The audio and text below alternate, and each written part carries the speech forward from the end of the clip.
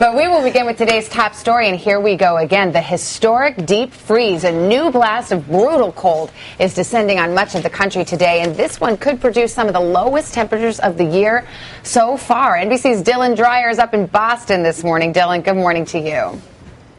Good morning, Savannah. You know, 2014 hasn't been off to the best start. We have seen unrelenting, almost unusual cold from areas like Fargo all the way down to Florida. Now, there are still 2 months left of winter, and with another polar plunge already moving in, so many people have already had enough.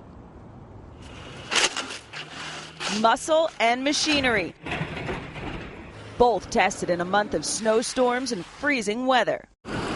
In Chicago, dangerous cold forcing officials to close public schools this morning. Forecasters say it could feel like 40 below with the wind chill. Heavy gusts had visibility near zero in the Dakotas Sunday, leading police to close some major highways. Icy roads have been a problem as far south as Texas. The prolonged cold has led to a shortage of propane gas, leading 24 states to declare energy emergencies, while in Florida, worried farmers have been using frost blankets to protect their crops. There has been some fun in the frigid conditions, some people shooting boiling water from water guns, only to watch it turn into frozen mist. And as players arrived in New Jersey ahead of the Super Bowl next Sunday, a question a lot of sports fans are asking, will the weather affect the big game? The league's playbook only calls for a schedule change, quote, if local and state officials said it wasn't safe for people to travel to the game. We all would love to play in 70-degree weather, but if you tell me it's going to be 20 degrees and I got to play in the Super Bowl, I don't think there's one guy shot away from it. Now, the game is going to be played on Sunday. That's February 2nd. That's Groundhog's Day, which, Al, as you have mentioned, is a story in and of itself. But it certainly will be interesting to see if a new month will bring in, finally, a new weather pattern. That's right, and it looks like we will see that. We're going to get into that in a little bit, Dylan. Thanks so much. But let's talk about this brutal cold air. Another piece of the polar vortex pushing down and bringing that cold air from the Dakotas all the way down into Florida, which is going to set up for a big winter storm. We'll tell you about that. But look at this right now. It feels like 14 below in Minneapolis, 15 in Chicago and Cleveland, 13 in Cincinnati. And these temperatures, it's nice and warm actually in the Northeast.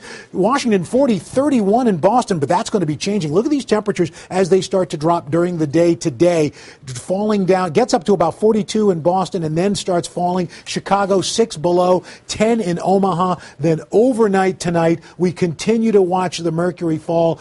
By early tomorrow morning, Chicago will be 16 below, 17 below in Marquette, 24 in Charlotte.